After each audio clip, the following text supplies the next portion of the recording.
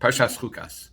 This week's Parsha discusses how a person goes about purifying himself from the spiritual defilement, from the tumah, from exposure to a mace, to a dead body, to a corpse.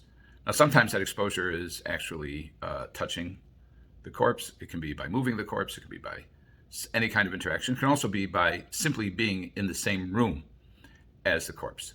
If you're in the same room, and actually more precisely under the same roof as the corpse, that would be tumas ohel. And the Torah, after discussing how a person becomes purified from tumas mace, describes various other aspects of tumas mace. This is the spiritual defilement that comes about as a result of some type of either contact with or proximity to the dead person. So the Torah says, and this is in Bamidbar Yud Tes Yudalid, that's 19:14.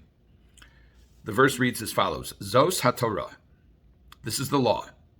Adam ki yamus ba'ohel, a man, if or as or when he dies in a tent, kol haba el ohel, anyone who enters the tent, v'chol asher ba'ohel, anyone who is already in the tent at the time of death, or at the time of the entry by the dead person. So that's Yitmos Shavas Yomim. He is spiritually defiled. He has tumah for 7 days. And then it goes on to talk about other types of applications of the notion of tumah. So the Chazal, the rabbis, discuss this unusual phrasing. It says, Zos HaTorah, this is the law. Now, that also sounds like this is the Torah. Now, Torah is one of those things that it means the law. It actually means showing the way, moreh. It's like the same language as a parent. Horeh, moreh is a teacher. A parent, somebody who shows others, demonstrates or teaches others how to act. So that's the Torah. Now we know that there's the 5 books of Moses. We refer to those as Chamisha Chumshei Torah, the 5 books of the Torah. And here it's a somewhat unusual phrasing to say Zos HaTorah. This is the Torah. Now we know at the beginning of Parshas Chukas, it uses similar but not identical language. It says Zos Chukas HaTorah. This is the law of the Torah. That's a little bit less difficult. It's not a common phrasing, but it does show up on a couple of occasions. Zos HaTorah means this is the Torah, and there's no smichus, there's no possessory connection here of Zos Torahs HaAdam. This is the Torah of a person. It just says Zos HaTorah. This is the Torah. Adam kemus ba'ohel. Man when he dies in a tent. Now the Maharsha and the Netziv, they both explain commentaries, and Maharsha in his commentary on the Gemara and Brachos, and the Netziv in his commentary on the Chumash, they talk in different ways about the unique phrasing here. And this unique phrasing is not just the word Torah, Zos HaTorah, which implies this is the law, but it doesn't say the law of what. It just goes on to say what it's talking about. It says, Adam ki yamus ba'ohel. If a man dies in a tent, and they point out that it really applies whether or not a person dies in the tent. The question is whether the corpse is in the tent. So there's a bit of a disjunction here. And the question is, how do we read this? It seems to be that there is an unusual structure to this sentence.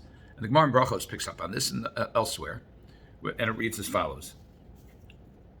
Minayin she'ein divrei Torah miskaimin. How do we know that words of Torah do not last, or they don't achieve a stability? Ela b'mi shememis atzmo elahu. That it only happens with somebody who literally kills himself over the Torah. That's literally what it means. Memis atzmo elahu. We'll have to talk about what that means in the context. Shenemar, and it quotes this verse, Adam kemus ba'ohel. A man, or when a man dies in a tent. Now, this requires a little bit of explanation about why this is a proof text, a supporting verse. So first of all, we know that ohel, which means tent, is frequently an allusion in the words of the rabbis to the study of Torah. Yaakov was an ishtam yoshev ohalim. Yaakov was a simple or perfect or complete person who sat in tents. And the rabbis say that means that he was scholarly. He studied, contemplated. We have Ohalei Shem, the tents of shame, which likewise allude to the places of study, what we might call bate midrashos, houses of study. So again, zos haTorah, this Torah is the provenance of Adam kimus bohel. If a person kills himself in the study of Torah. Now, what does it mean kill himself in the study of Torah? It obviously doesn't mean that he throws himself off the roof. He gets to a difficult passage, he says, I can't do this, so that it's over. That's not what it means. So the literal word yamus is taken, let's say, figuratively or as an allusion. What does it allude to? So the widespread and common understanding is that a person, to really be accomplished in Torah, he has to deprive himself of anything that could distract him. And that would include mosros, that would include luxuries, that would include all kinds of things that would distract him. He has to be single-minded, and he has to be, quote, dead to everything else. The Mishnah Pirkei Avos says that the way to learn Torah is pas b'melach tochal, v'alartz tishon, mayim b'mesura tishteh, that you limit your physical indulgences to the absolute minimum that's necessary to survive. You just drink bread and water and sleep on the floor. Now, we know that most people who learn Torah don't act that way. But the Maharsha say, the commentaries say that what this really means is that it's not a mandate, but it means that a person must be of a bent, of an inclination, that he would be willing to do that if that's the price he had to pay in order to study Torah. So we have one aspect of memis atzmo, which is to cause himself to be dead, if you will, or unresponsive to the things that normally distract him. One could look at this as from a different perspective, which is not in the physical sense, but in the internal sense.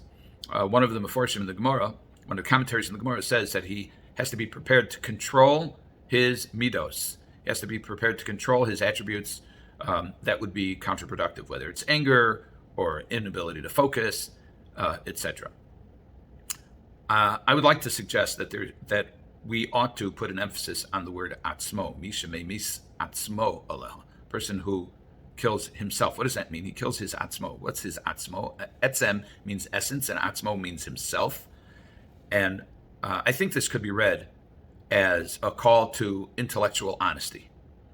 By that I mean that most people operate in life with some kind of preconceived notions about what's right, what's wrong, how the world ought to operate, how people should be treated, how they shouldn't be treated, what value systems there are, etc. And we see this a lot in many areas of life, whether it's politics or it's fashion or other matters in which people have tastes and they have predispositions. And what I believe the Gemara is saying is that if you really want to be successful in studying Torah, which means understanding the Word of God, you have to leave all of that at the door. You can't bring in your preconceived notions about right or wrong, about your preferences to the table when you open the book. When you open the book, you need to be open to understanding what is it that God is telling us in the Torah. What is it that the rabbis are teaching us when they expound on the words of the Torah? If we go in with preconceived notions, we will lose. And if we go in with an agenda, we will lose. And we see frequently in all manner of social movements that people use the Torah to support their positions that might be considered what Chazal would call a kardom lachpor bo, using the Torah as a shovel with which to dig. In other words, it's a means to accomplish our own personal ends. And the Gemara here, according to this understanding, is saying just the opposite. We must not use the Torah to justify our political positions, whatever they are, right or left, up or down. We must not use the Torah to support what we've decided a priori must be done, but rather we must examine the Torah honestly, leave our predilections, our interests behind when we open the books, when we listen to the classes, and we say, what does God really want? What is God really saying? And if we say that, and we are truthful, and we don't play color war, we don't say, it's my team that has to win, but rather the only concern we have is getting to the truth of the Torah, then we will be successful. Have a good Shabbos.